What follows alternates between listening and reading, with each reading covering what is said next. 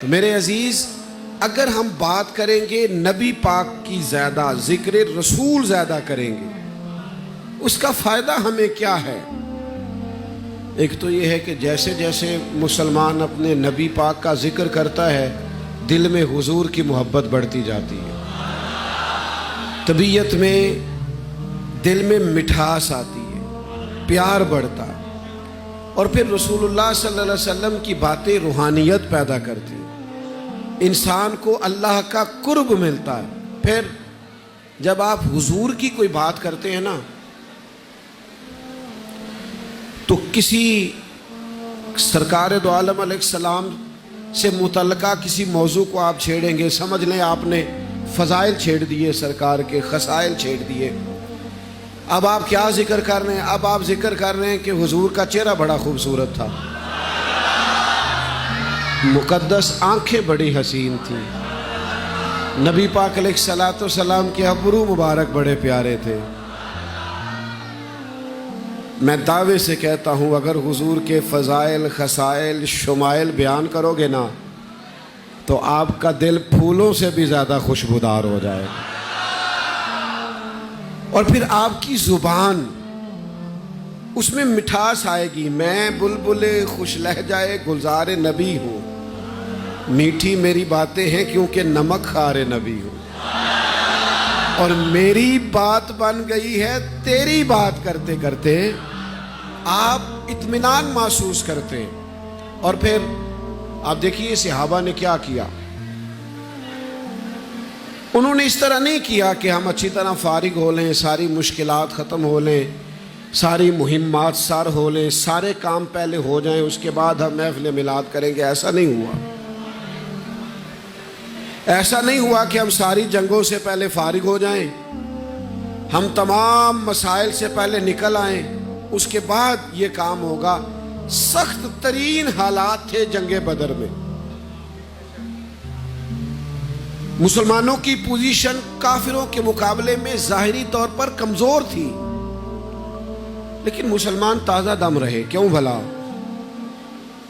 جنگ بھی کرتے تھے اور ذکر رسول بھی جاری تھا، یعنی انہوں نے اس جنگ میں یہ ہمیں روایت کر کے بتایا ہے، یہ بخاری میں موجود ہے، جنگ کے حالات بھی بتائے۔ اور حضرت انس بن مالک فرمانے لگے جنگ تو سویرے ہونی تھی، حضور نے تو ایک دن پہلے ہی بتا دیا تھا فلانا کافر یہاں مرے گا، فلاں یہاں مرے گا، فلاں یہاں مرے گا۔ علم غیب رسول کے منکر اس حقیقت کو بھول جاتے ہیں، غیب مانا کہ راز ہے، لیکن راز اپنوں سے کب چھپاتے ہیں؟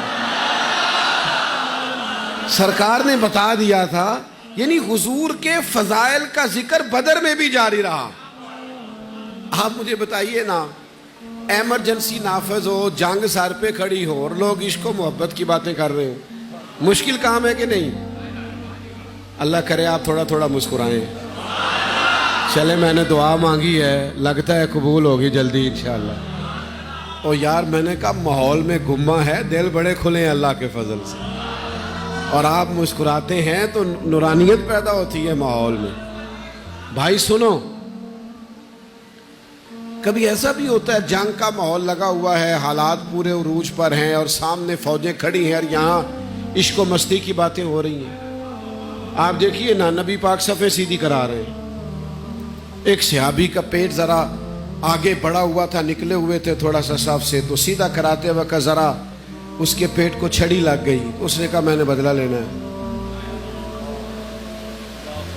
آپ نے پھر ایک دفعہ غور کرنا ہے، جب حالات ایمرجنسی کے ہونا، یہ ہم رش میں جاتے ہیں، رش میں آتے ہیں، تو کوئی دو سلام لینے لگے تو ہم کہتے ہیں یار تو سجن ہے، پرانا سلامیں ہوتی رہیں گی، اب تو ذرا جانے آنے کا ٹائم ہے، پیچھے رش ہے، اگلے جلسے میں پہنچنا ہے، بس اجازت دو چلیں، یہ بیٹھ کے کرنے کے کام ہے، ایمرجنسی میں یہ کام۔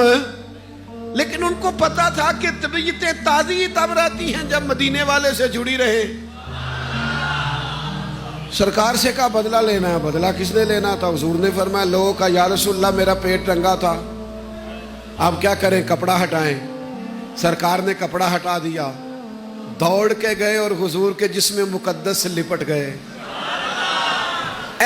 حسین جنگ کی حالت میں بھی، ایمرجنسی میں بھی وہ مدینے والے محبوب سے تبرک لینا نہیں بھولے، فیض لینا نہیں بھولے۔ فرمایا تو بدلہ لینا چاہتا تھا؟